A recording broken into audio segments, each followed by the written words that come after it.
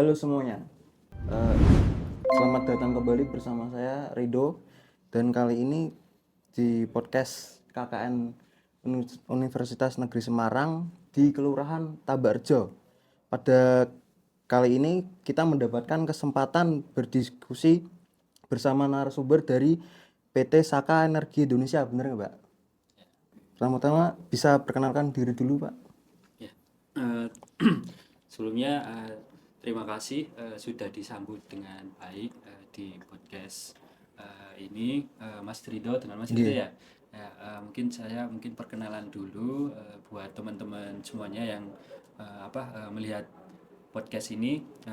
Izin perkenalkan, nama saya Eki Mas Buhin, biasa dipanggil Eki. Di sini saya mewakili dari tadi dibilang Saka Energi Indonesia. Nah, sebenarnya kalau Saka Energi Indonesia itu adalah induk dari kami. Kami sendiri berasal dari Saka Energi Muriah Limited. Nah, nanti mungkin eh, apa eh, kalau istilah di penamaannya sendiri itu kenapa kok Saka Energi Murah Limited itu ada cerita di baliknya seperti itu. Nanti mungkin bisa saya sampaikan bila jadi itu. Oh, nggih. Bapak di sana menjabat sebagai apa, Pak? Kalau saya sebagai external relation di perusahaan seperti itu. Cuman biasanya kalau di bagian saya sendiri fokus di hubungan dengan kemasyarakatan, tentunya juga terkait uh, penyampaian program-program Kayak untuk sosialisasi gitu. ke masyarakat seperti itu. Kalau kan apa PT Saka Energi itu induknya ya. Tadi bisa ceritakan profil singkat mengenai apa Saka Muria ya. Ya boleh. Jadi kalau Saka Energi Muria Nggih. Limited ini merupakan dia itu kayak suatu lapangan migas, minyak dan gas. Salah satu bloknya itu Saka Energi Indonesia ini atau biasa dikenal BGN Saka itu punya salah satu blok migas yang di salah satunya itu ada di lapangan Kepodong atau Muria. Nah, nama Muria ini akhirnya dikelola oleh Saka Energi Muria Limited. Nah, itu namanya akhirnya jadi Saka Energi Muria Limited seperti itu. Gitu. Nah, Saka Energi Muria Limited sendiri ini dia produksi gasnya lebih ke gasnya gitu. Jadi nanti di apa seiring berjalannya kegiatan-kegiatan sebelumnya memang kita sebelumnya itu belum uh, istilah bukan belum ya tidak beroperasi di wilayah Semarang.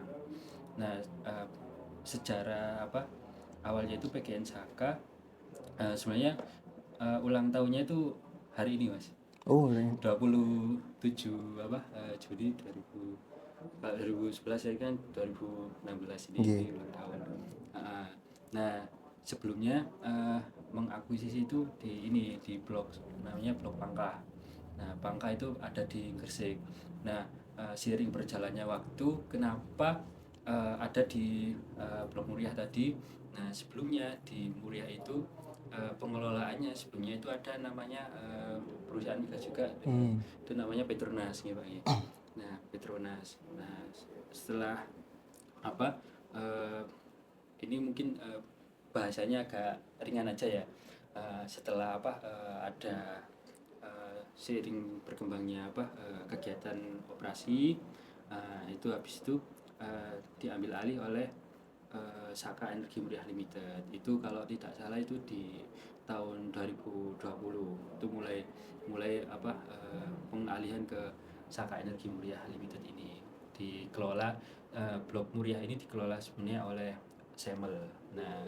Akhirnya eh, kenapa bisa ada kegiatan-kegiatan juga di Semarang terutama di daerah Tambak Rejo dan sekitarnya itu tentunya ada cerita terdahulu ya. Jadi sebelum-sebelumnya kan aktivitasnya juga di wilayah Semarang, dan akhirnya kita karena meneruskan pengelolaan itu juga kita akhirnya ada program-program yang kita lakukan di Semarang seperti itu.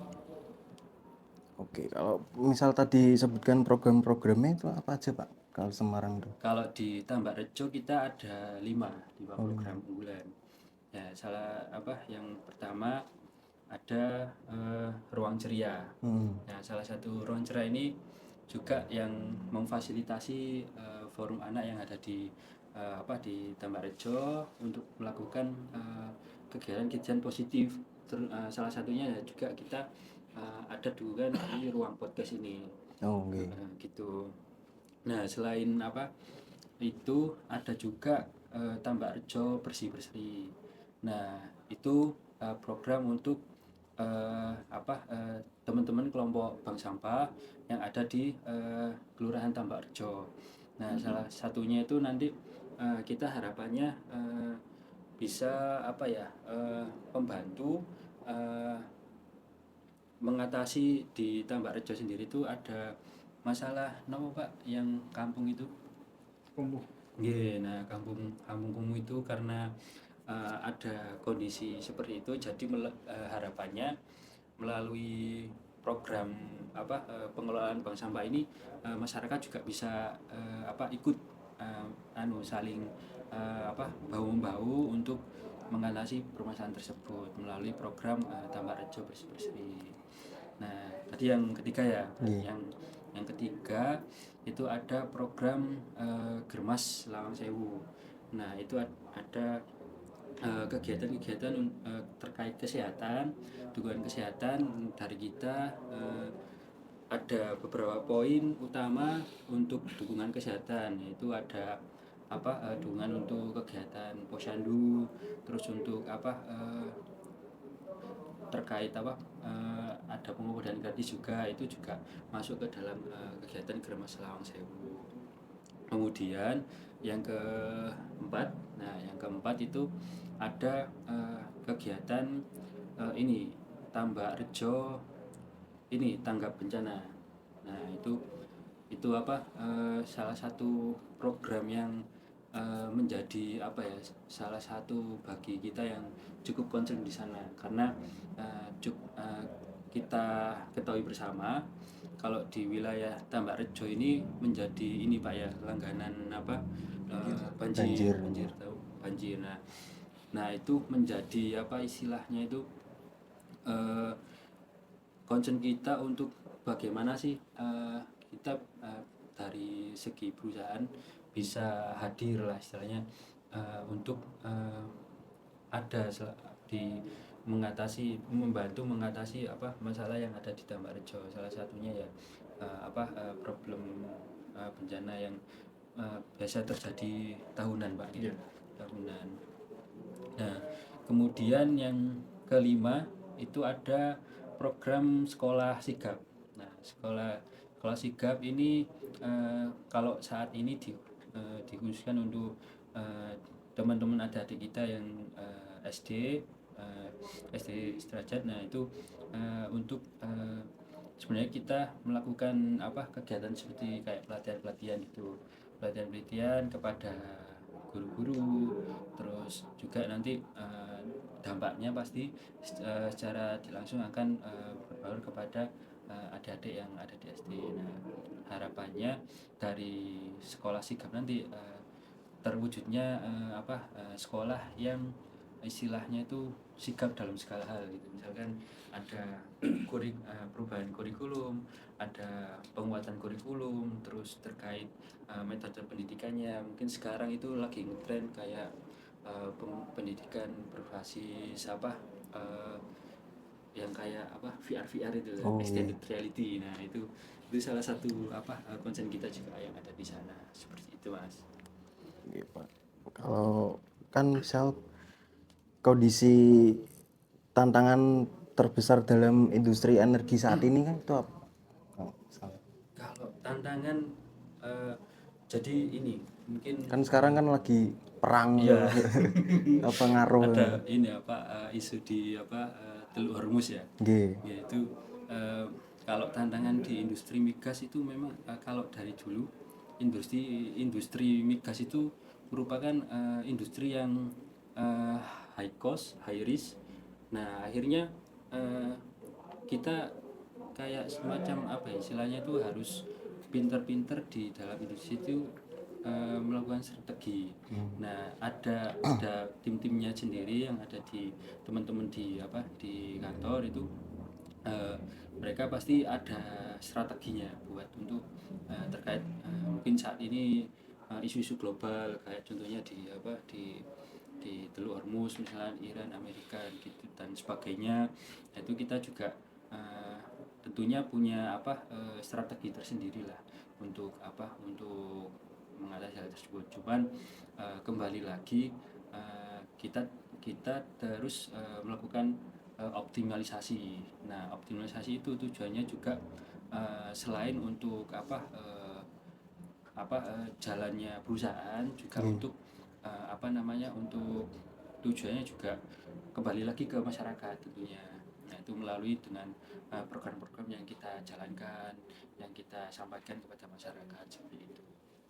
Oke, kan tadi kan kalau apa misal tadi masalah Selat Hormuz kan itu masalah eksternal ya. Kalau ada masalah internal nih gimana? Kalau internal sih lebih ke Di apa ya? SD SDM Eh, SDM-nya apa mungkin? Kalau saya nggak berani apa ya istilahnya men-statement seperti itu ya. Cuman Nggih, kalau kalau internal pasti setiap perusahaan itu pasti ada. ada ada apa problem internal yang menjadi salah sebuah halangan. Cuman mungkin mungkin saya bisa ngasih pandangan gimana apa cara apa ya istilahnya itu agar problem-problem internal itu tidak menjadi apa ya istilahnya Masalah. permasalahan atau hambatan. Nah, yang pertama itu pasti tentunya komunikasi antara satu tim dengan tim yang lainnya. Itu pasti harus apa kita komunikasikan dengan baik. Nah, itu salah satu kunci gimana permasalahan internal itu tidak menjadi melebar gitu. Jadi tidak ada yang saling merasa benar. Jadi misalkan ada plan A atau plan B yang diajukan misalkan. Nah, plan A ini yang lebih baik, plan B ini kurang baik. Tapi yang Nggih. di sisi lain, wah enggak, plan B ini yang malah lebih menguntungkan. Plan A ini nanti aja belakangan. Nah, itu tentunya pasti ada kepemimpinan yang baik dari apa pimpinan kita yang nantinya bisa apa mengarahkan. Jadi itu bisa menjadi apa ya istilahnya kalau misalkan perbedaan pendapat di internal itu wajar, cuman nanti pasti harus ada keputusan yang paling tepat di akhir. Nah, harus disetujui bersama gitu. Nah, selanjutnya itu masalah energi, Pak. Energi dan lingkungan kan saling berkaitan tuh masalahnya. Nah, banyak masyarakat menganggap industri migas tuh identik sama pencemaran. Tuh tanggapannya sampean gimana? Ya, kalau kita di industri migas, utamanya kita di hulu ya, di hulu itu artinya melakukan eksplorasi pengeboran Nggih. minyak dan gas. Nah, itu tentunya kita tidak sembarangan dalam melakukan kegiatan kita, Pak, Mas juga. Nah, ada yang namanya apa? Kita di bawah naungan SKK Migas. Nah, SKK Migas ini sebagai pengawas dari kita semua. Kita Semel ini menjadi apa istilahnya perusahaan yang diawasi oleh negara juga. Nah, tentunya ada apa namanya? Ada yang harus kita patuhi lah, baik itu dari apa unsur apa keselamatan, unsur apa kelangsungan hidup di lingkungan sekitar. Nah, juga itu tentunya pasti sudah menjadi concern awal kita sebelum melakukan pengerjaan apa pengeboran itu. Itu pasti uh, kita tidak langsung ujuk-ujuk di sini mungkin potensinya sangat besar. Misalkan ada di bawah itu ada kandungan cadangan minyak atau gas yang besar, langsung udah langsung kur Libur aja. aja. Nah itu kan nggak ini apa, Gak etis ya. nggak etis kalau segi apa mungkin nanti pun nanti bakal keuntungannya kembali ke negara, tapi tetap harus ada kaidah-kaidah tertentu yang harus dipatuhi oleh kita dari perusahaan gas itu. Jadi kayak izin lingkungan, terkait AMDAL, terkait apa studi sosial. Nah, itu juga perlu dilakukan. Nah, itu kalau program-programnya untuk penanganan limbah menjaga lingkungan itu gimana? Jadi tentunya kita ada ini ya, ada kalau di kami itu ada tim environment namanya. Nah, kalau di environment itu tugasnya memang yang terkait apa pengolahan limbah, baik itu yang limbah yang dihasilkan dari aktivitas apa pengeboran yang ada di laut ataupun di darat. Nah, itu pastinya ada apa tim environment yang dia concern di sana.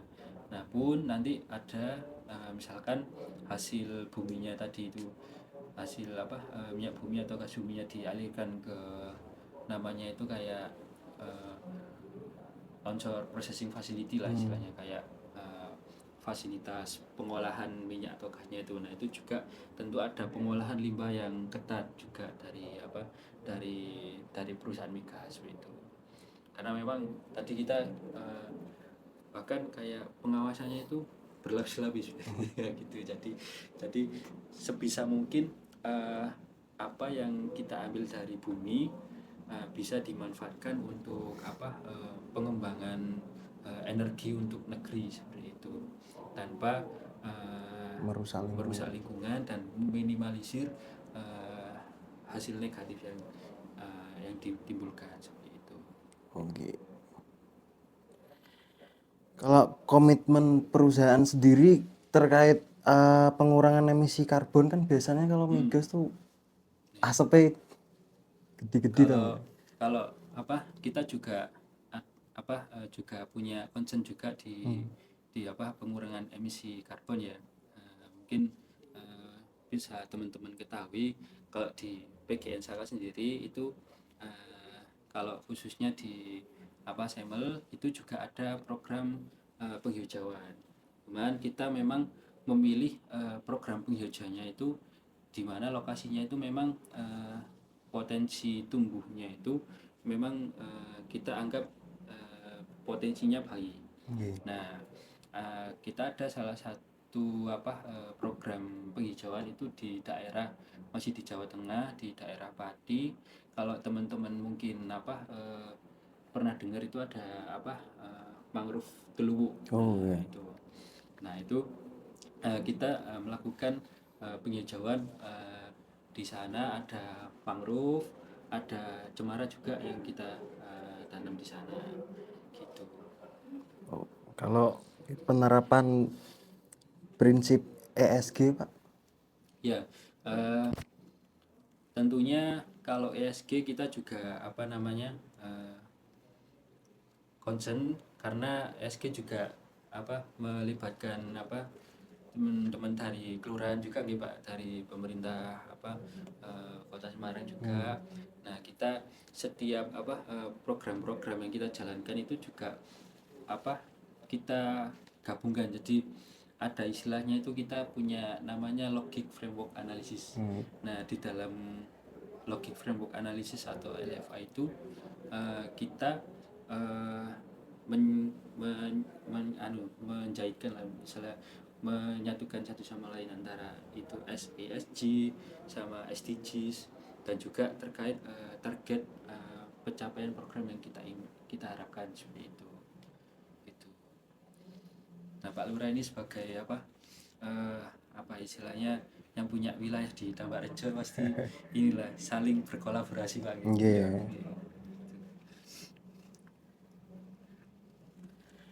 Dan kalau tanya Pak Lurah dulu gimana kan sebagai penerima manfaat gitu. Kalau manfaatnya bagi warga Tambakrejo adanya program dari PGN gimana Pak?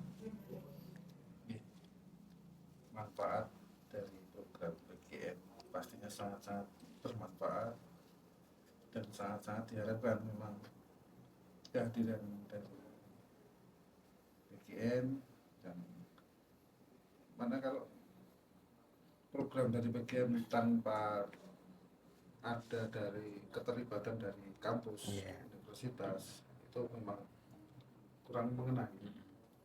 Saya sendiri mama dikasih manfaat suruh gini-gini, kita pun juga mencari jalan untuk bagaimana itu kesulitan, makanya kita juga harus ada pendampingan dari kampus. Jadi manfaat sekali dan itu sudah dirasakan, saya sendiri merasakan manfaatnya. Kita mau berkegiatan apapun selama ada koordinasi dengan UNES, dengan support PGN, kita jalan. Alhamdulillah kegiatan apapun yang ada di Tambarjo jalan semuanya. Yang pertama mungkin kaitan dengan penghijauan, kita tidak hanya penghijauan di lingkungan masyarakat, tapi kita juga ada kegiatan penghijauan yang sifatnya seperti urban farming, pertanian perkotaan itu sangat-sangat menggugah masyarakat untuk belajar menanam di masing-masing rumah.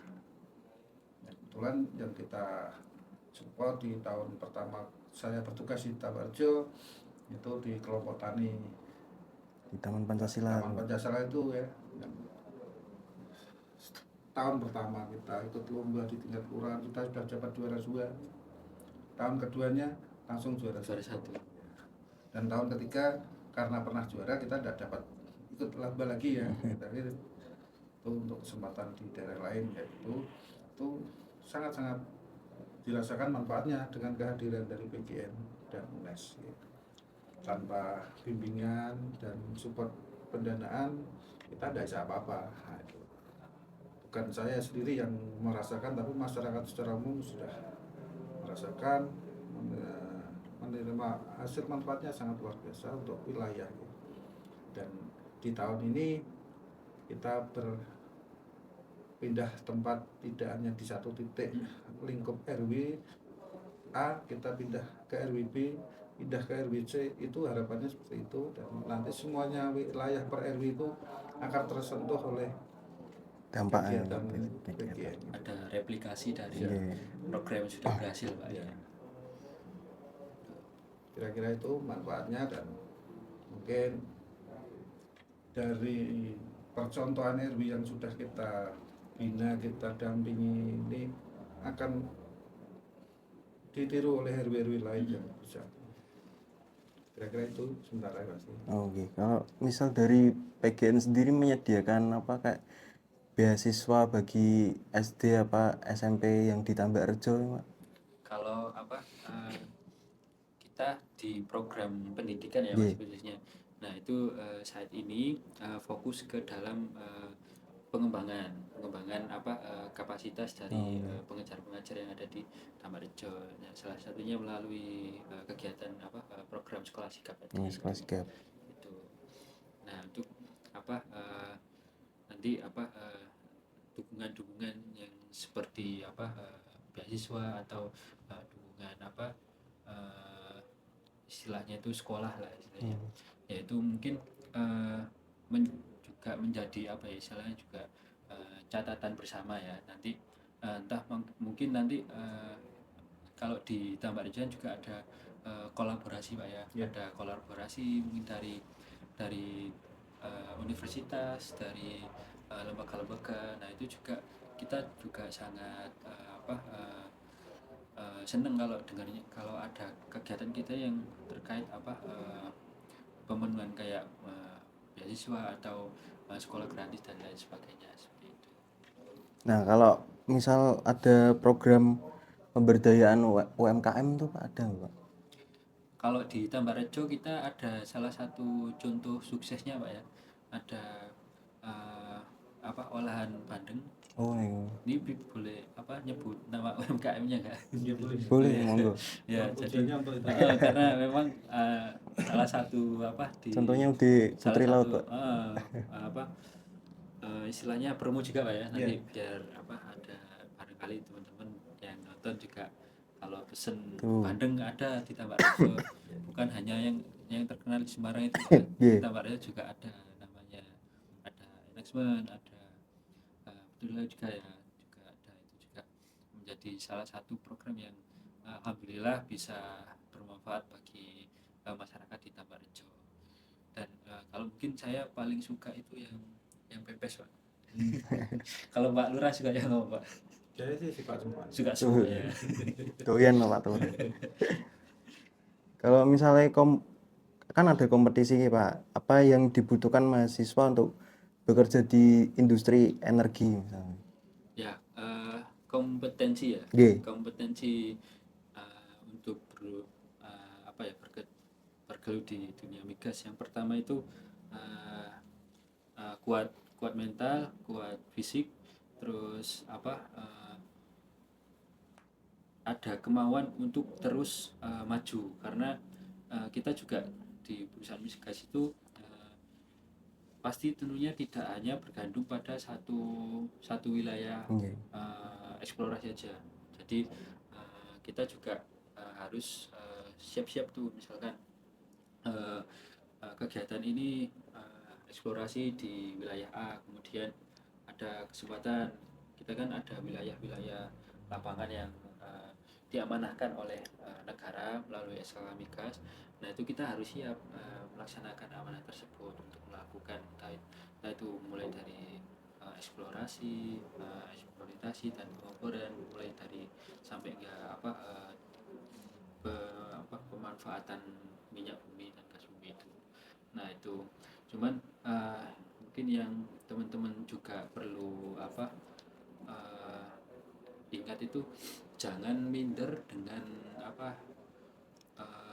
yang misalkan sekarang, wah aku sebenarnya pengen ini nih masuk ke dunia migas di perusahaan migas, tapi aku minder kalau dengan kapasitas yang sekarang. Nah kalau misalkan merasa kurang, ya berarti harus ditambah. Nah tambahnya dari mana?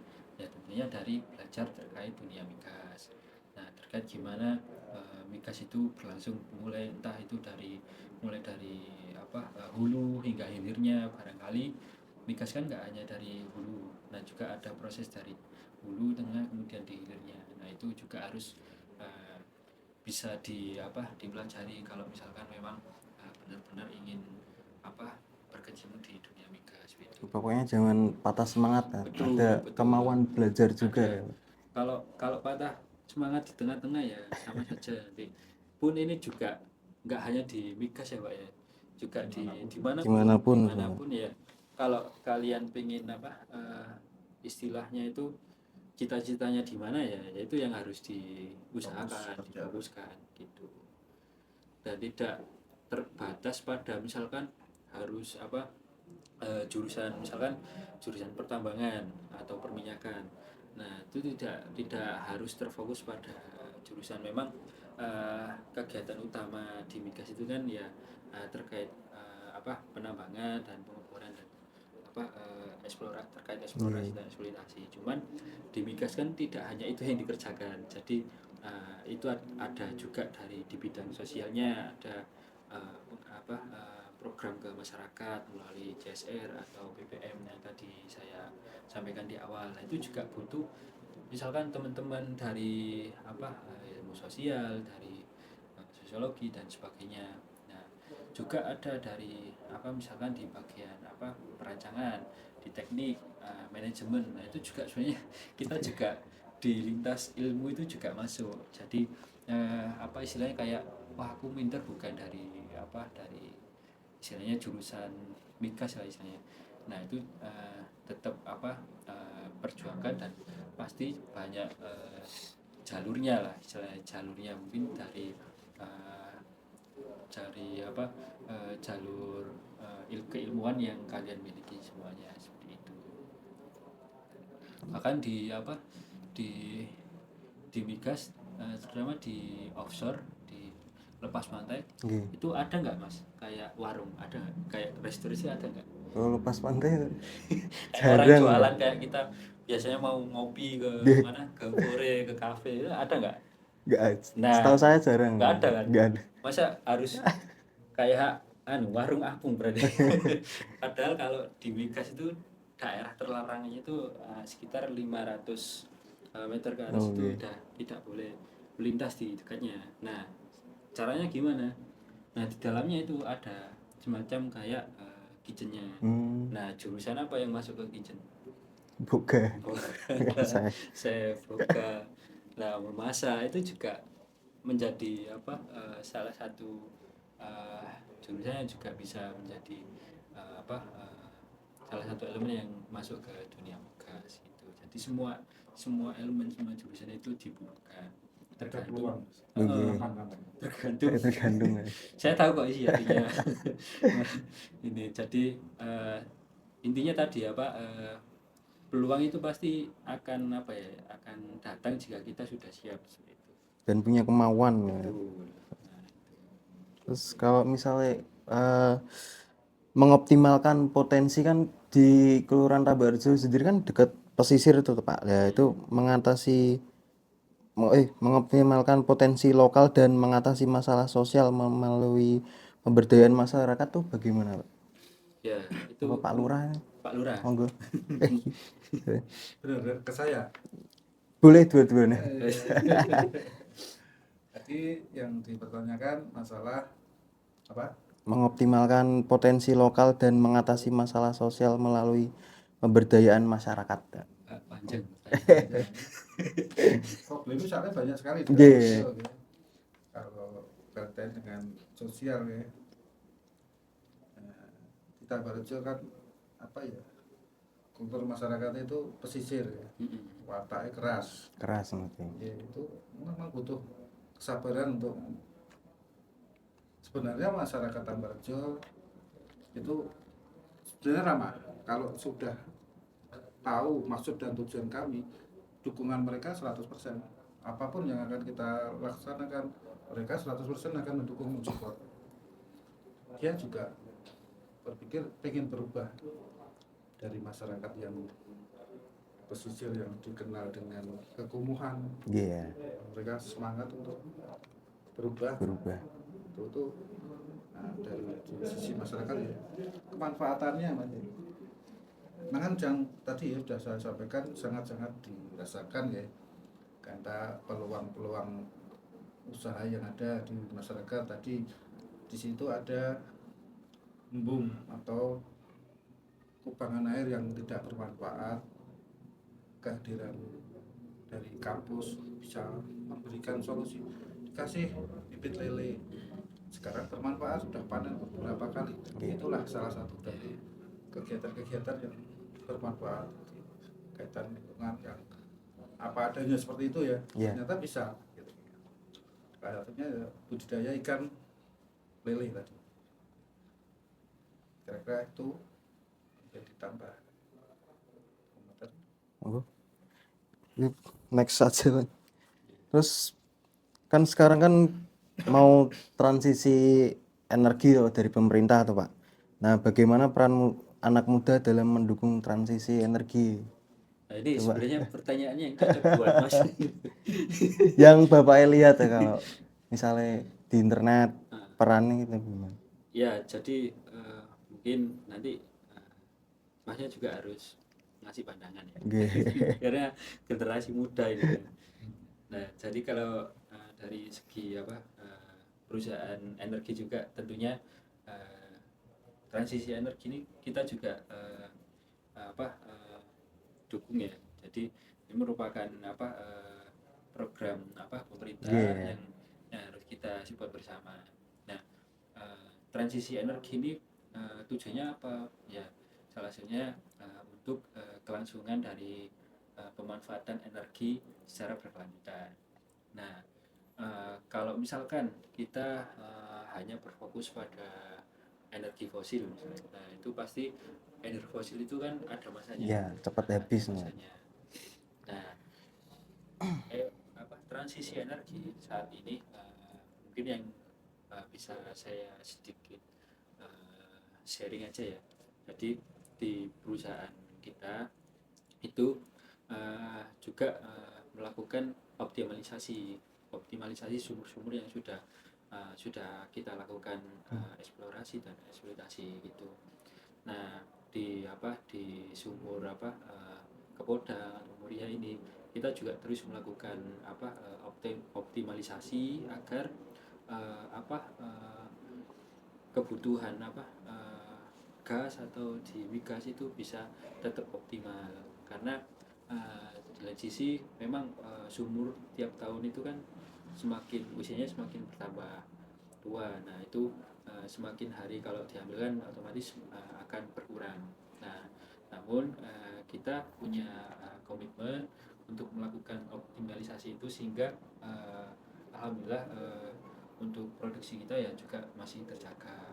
Nah terkait transisi energi, nah itu juga tentunya penting bagi keberlangsungan suatu istilahnya itu kebutuhan di salah suatu negara ya. Kita bahasnya di Indonesia, jadi sangat banyak potensi-potensi energi yang nanti kedepannya bisa dikembangkan. Nah di Indonesia salah satunya itu juga ada terkait energi bayu, itu energi pembangkit tenaga angin, terus ada pembangkit tenaga surya, terus gelombang laut yang kita negaranya kepulauan juga bisa menjadi potensi yang cukup besar untuk dimanfaatkan untuk di kedepannya, seperti itu. Nah, kalau saya sendiri malah mendukung transisi energi sendiri dengan cara pakai itu Pak, motor listrik gitu. Ya, jadi lebih hemat. Soalnya kan bensin lagi naik-naik itu Pak. Yeah. Itu bisa menjadi salah satu istilahnya jadi kegiatan yang mungkin yang bisa kita lakukan lah istilahnya secara pribadi, kayak misalkan menggunakan kendaraan misalkan yang istilahnya itu green energy lah, green energy. Kemudian bisa melakukan penghematan, misalkan kita biasanya pakai lampu atau alat elektronik lainnya yang ada di rumah misalkan tidak dipakai, ya mau nggak mau kita harus rajin untuk secara menggunakan energi secara bijak lah, seperti itu. Nah kalau di PGN Saka sendiri itu ada program magang gitu nggak?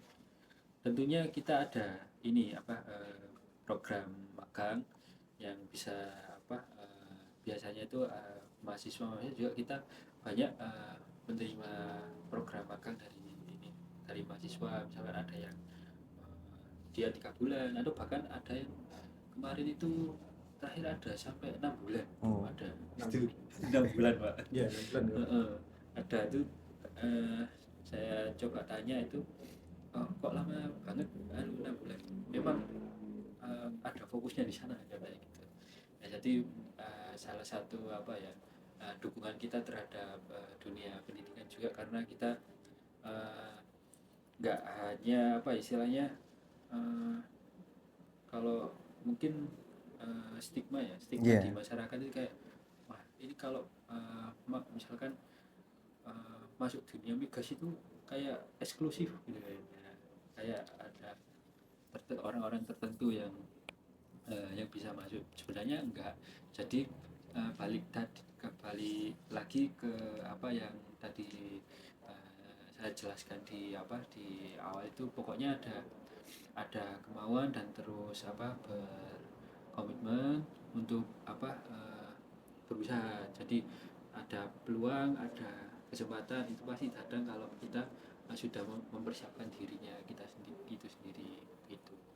Nah kalau program magang sebenarnya kalau teman-teman lihat di Instagramnya PG Caka itu ada di istilahnya, kalau istilahnya saya juga kurang familiar Instagram ya. Itu di atasnya tuh yang setelah kalau story disimpan itu, nah itu story itu ada itu di paling awal itu ada gimana cara magang di Caka, PG Caka. Itu sudah sebenarnya kita sudah sampaikan di sana gitu. Jadi kita membuka kesempatan itu juga terbuka istilahnya. Iya. Jadi teman-teman bisa melakukan akses yang sudah kita sampaikan melalui sosial media kita. Nah, biasanya itu buat teman-teman yang Yang kita berkaitan tanya, dengan industri minyak, biasanya kalau Sampai di Gresik bisa. iya magangnya di Gresik atau Nah. Jakarta ada 2 pilihan. Entah itu kan nanti kalau liburan mau jalan-jalan ke Monas atau jalan-jalan ziarah Wali Songo. Di Gresik kan ada 2 wali. biasanya kalau dari magang tuh kebanyakan dari mana, Pak? UPN, Universitas Veteran tuh biasanya banyak. Kalau mahasiswanya itu beragam sih Mas. Beragam. Kalau nggak hanya jadi Iya. nggak hanya dari satu universitas, ada dari Jakarta, Bandung, Surabaya, Gresik pun juga ada, tuh, Semarang. Banyak, Pak. Banyak. Jadi ya nggak terbatas misalkan satu kampus atau 2 kampus itu enggak. Jadi kalau mungkin dulu nggak tahu ya kalau sekarang sistem teman-teman mengajukan magang itu seperti apa. Cuman kalau tentunya kan ada proposal yang disampaikan. Nah itu, nah proposalnya isinya apa, nanti jika ada align dengan pekerjaan atau terkait kegiatan yang ada di operasi atau di kegiatan di perusahaan, itu pastinya kita sangat welcome, karena itu juga istilahnya membantu kita. Misalkan teman-teman ada ide apa yang bisa disampaikan ke perusahaan, itu juga sangat bermanfaat bagi kelangsungan perusahaan itu sendiri. Oke. Sekarang masuk ke fun section ya, Pak. Apa pengalaman paling berkesan nih kalau selama bekerja di industri energi ini? Yang paling berkesan saya ini nyemplung ke muara sebadan gini, itu nanam mangrove. itu paling, itu yang ya salah satu sih, yang banyak sih, banyak yang berkesan, tapi salah satu yang mungkin berkesan bagi saya itu salah satunya yaitu di bisa bareng-bareng, bisa nyemplung, kayak ya unik juga kan, kayak ya ini bareng-bareng nyelam seluruh lah itu salah satunya. Terus juga bisa ketemu dengan teman-teman yang hebat juga di dunia migas. Itu salah satu hal yang saya juga cukup wah, ternyata di di dunia migas ini ternyata banyak teman-teman hebat yang ini semuanya juga punggawa-punggawa yang menyokong energi bangsa gitu. Nah kemudian juga bisa bertemu dengan tentunya masyarakat yang ada di lokasi binaan kita, itu menjadi energi bagi kita sendiri, kayak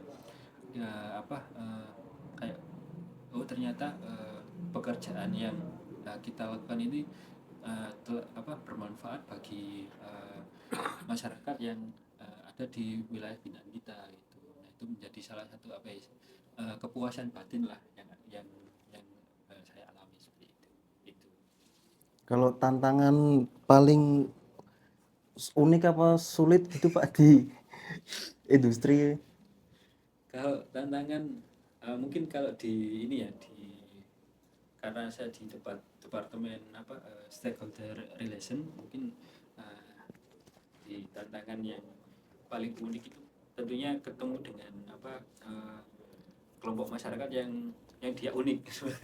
Dari unik, jadi kita ikutan unik juga itu ya, intinya pasti ada dinamika yang ada di lapangan. Misalkan kita ada kegiatan-kegiatan mungkin sosialisasi atau terkait penyampaian program, itu ada dinamika yang ada dialami di lapangan seperti itu. Tapi itu juga menjadi saya bukan menjadi halangan untuk melakukan pekerjaan dengan totalitas dan optimal, tapi itu juga menjadi apa ya istilahnya, motivasi bagi kita di departemen kita di stakeholder relation itu. Jadi itu menjadi jadi setiap hari itu pasti ada pembelajaran yang kita dapatkan.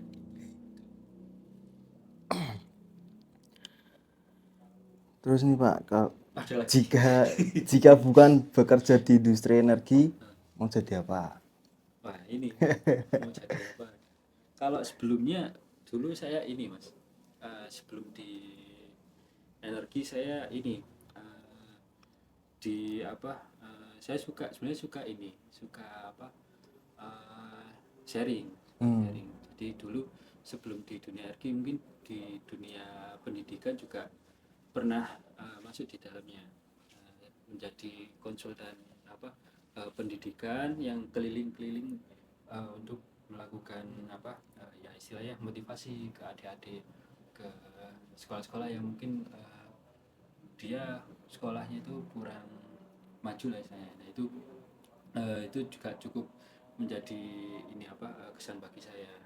Kalau misalkan tidak di dunia migas mungkin juga saya mungkin mengembangkan potensi dan passion yang saya punya seperti itu. Nah, kalau Pak Lurah Pak, kalau nggak jadi lurah misalnya, kan jenengan kan lulusan SH nih, itu mau jadi apa Pak? Hakim. Apa advokat atau hakim? Ya pastinya ya waktu sekolah itu kan komunitas, kalau sekolah hukum kan advokat ya. Nggih. Karena saya tuh sekolah S1 itu sudah sudah bekerja sebenarnya, dan teman-teman saya itu rata-rata sudah ada yang jadi polisi, tentara. Mereka pada saat kuliah, saya itu belum jadi pegawai negeri tapi sudah kerja. Mereka sebenarnya sudah ada rencana nanti kita lulus bikin suatu grup atau gimana, nanti bikin Lembaga. bagian pelayanan hukum seperti itu, memang ada ya. Tapi jauh, saya mengarah ke situ jauh ya. Mungkin saya pengennya sih usaha waktu itu sambil pekerjaan yang belum 100% saya yakin itu saya menjadi pegawai negeri. Waktu itu saya belum jadi pegawai negeri, Bang. Saya itu bikin usaha jual ban bekas di satu tabang, pengen buka lagi kayak gitu, itu sudah saya lakukan. Nah, setelah jadi pegawai negeri malah usaha itu kacau. Dipegang orang lain tuh hasilnya laporannya nihil semua, wes Amburadul ya. Nah, untuk Pak Lurah nih, 3 kata yang menggambarkan PT Saka Energi. 3 kata menggambarkan apa? 3 kata Pak. Apa? Saka penyemangatku bekerja. Josis. Nah, closing. Nah, terima kasih kepada narasumber dari PT Saka dan Pak Lurah sendiri atas ilmunya dan pengalaman yang telah dibagikan. Semoga diskusi hari ini dapat memberikan wawasan baru mengenai pentingnya sektor energi, kepedulian terhadap lingkungan, serta peluang bagi generasi muda untuk berkontribusi dalam pembangunan Indonesia.